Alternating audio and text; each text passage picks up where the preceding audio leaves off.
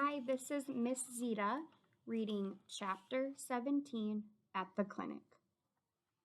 Bat loved going to Mom's veterinary clinic. If it were up to him, he would go with her every time she had to work late instead of staying home with Janny. But Mom said that as much as she loved having Bat at work with her, all his questions sometimes kept the vet techs from doing their jobs. Bat tried not to ask so many questions, but there were so many interesting things to ask questions about.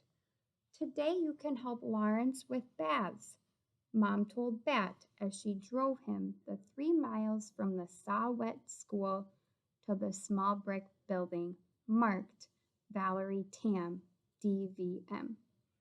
Janny was always trying to get Mom to rename her veterinary clinic something else. Something fun, she'd say, something creative. So far, she had suggested the Furry Friends Clinic, Paws for a Moment Veterinarian, Nose to Tail and everything in between, and her favorite, the Hospital. But Bat liked seeing Mom's name on the side of the building. It was like she was a celebrity. I'm good at baths, Bat said. Yes, said Mom, you are. When he pulled open the heavy glass door at the front of the brick building, Bat was overwhelmed by the smells and sounds. The lavender peppermint spray they used to clean up pet accidents. The wet dog scent of shampooing going on in the back room. Barking, barking, barking, a phone ringing, people talking, a cat's yowl. If there were this much ruckus at school or the playground or anywhere else at all, Bat would definitely need his earmuffs. But here, the sounds and the smells didn't bother him. Even the flickering fluorescent light didn't irritate him very much. Suzanne stood behind the counter, running a lady's credit card through the machine with one hand while she answered the ringing phone with the other. Dr. Tam's office, she said, waving hello at Bat as he walked by. He waved back, but he didn't say anything because he didn't want to bother her. It used to be that he didn't notice if people were busy with other things, but he was way better now. At least he usually was. An old lady, old like a grandmother, sat on the bench in the waiting room. She held a box on her lap. Bat stopped in front of her. What kind of animal do you have in that box? It's my cat Pickles, the lady said. He's not feeling 100%. What are his symptoms? Bat asked. Are you the veterinarian? The lady asked. No, said Bat. Not yet. Ah, said the lady. Well, he has indigestion and he hasn't been very hungry lately. There were lots of things that it could be. Bat looked up at his mom, who stood next to him listening. She shrugged. I'll have to examine Pickles to know what's wrong, she said. Then she turned to the lady. I'll see you and Pickles in just a minute or two. I hope Pickles feels better soon, Bat said. Then he followed Mom through the door that separated the waiting room from the back and watched as she took her white coat from its hook. She put it on, and then Mom was Dr. Tam, a veterinarian, better than a superhero. One day, Bat would also have a jacket just like Mom's. It would be white, and it would have 5 buttons, and it would have the words Dr. Tam, DVM, embroidered just above his heart. Of this, Bat was 99.9% sure, because that was as sure as you could be about anything. I've got to see patients, Mom said. You stay close to Lawrence and be a help, okay? Hey, Bat Boy, what's up? Lawrence was the only person who called Bat Boy. Mom rescued a skunk kit and we're raising it. She says we have to give him a rescue in a month. Well, 3 weeks now, but I am going to change her mind. We named him Thor, Bat said. Lawrence laughed. I know all about the kit, he said. Who do you think is taking care of him while you're at school? You are, said Bat. Are you doing a good job? Lawrence rumpled Bat's hair, and Bat smoothed it down again. Of course I'm doing a good job, Lawrence said. It's the only kind of job I know how to do. Look. He reached into the neck of his shirt and pulled out the strangest necklace Bat had ever seen. It was made of t-shirt material and ended in a little pouch just big enough for cradling a skunk kit. Is Thor in there? Bat asked. Lawrence nodded. Yup. The little guy seemed kind of lonely in the kennel, so I made a sling for him out of one of my old t-shirts last night. See? Snug as a bug in a rug.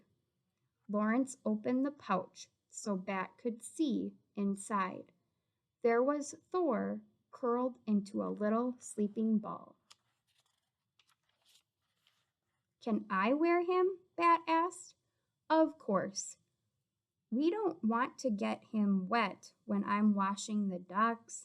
Here, very carefully, Lawrence pulled the sling up over his head and then lowered it over Bat's. But the sling, which had barely reached Lawrence's chest, sank all the way down to Bat's belly button. We can fix that, said Lawrence, and he looped the fabric into a knot behind Bat's neck to shorten the sling. There, he said. Now you're a marsupial bat. There are no marsupial bats, Bat said. Marsupial infants need to have strong arms and claws to climb into their mother's pouch. Bats have wings. Bat peered into the pouch to see if Thor had been disrupted by the movement, but the kit was still fast asleep. He's got more fur than he had this morning, Bat said. I can see the black and white growing in. They grow up so fast, Lawrence said. You seem bigger than last time I saw you too. Not you, said Bat, closing up the pouch and tucking it into his shirt.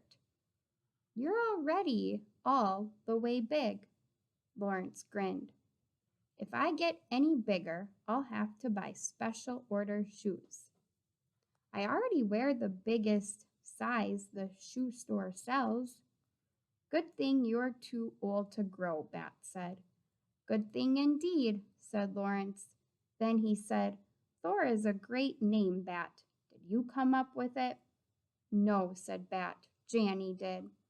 You're a lucky kid to have such a creative sister, Lawrence said.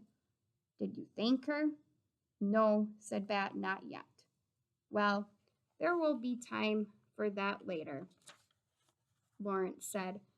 How about assisting me with some baths?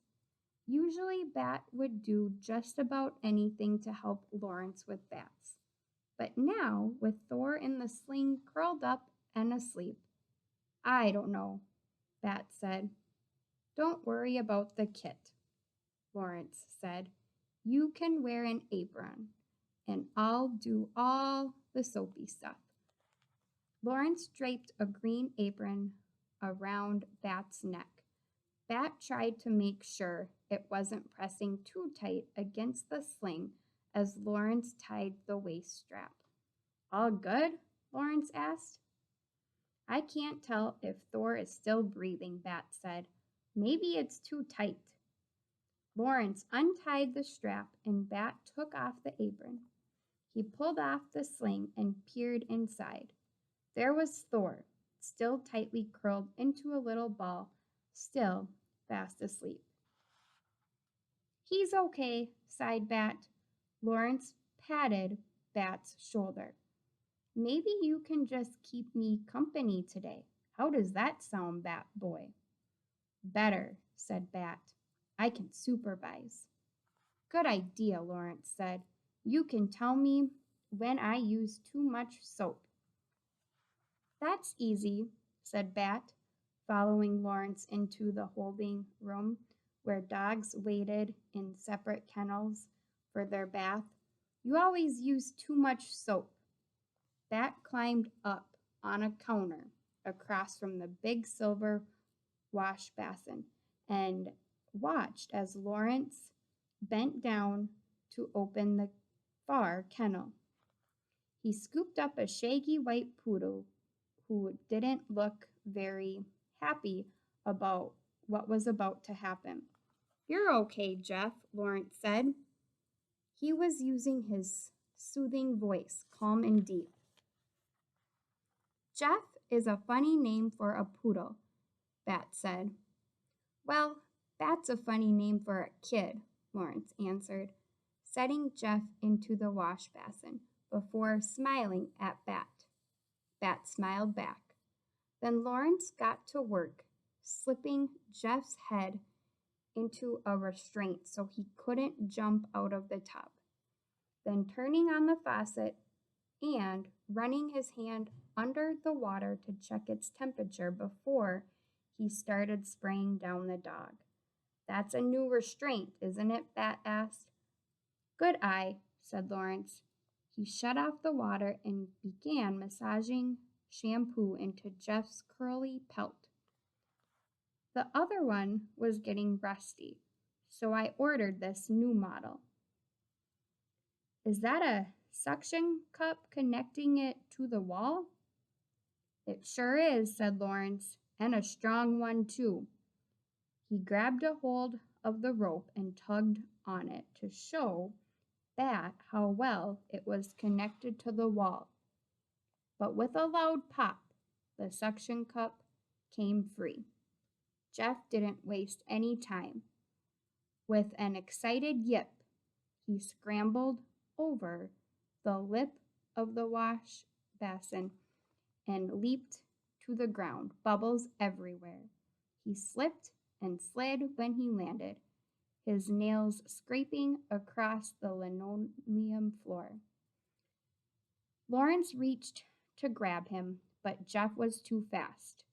He scrambled toward the door. Bat pulled his legs up onto the counter and crossed them, one arm wrapping protectively around Thor in his sling. The air smelled like warm, wet dog and strawberry shampoo. Lawrence's fingers were inches away from Jeff when his heel found a puddle of soapy water. One moment he was standing, and the next moment he was flat on his back. Are you okay? Bat asked, but he didn't climb down from his perch. His first priority was keeping the kit safe and dry.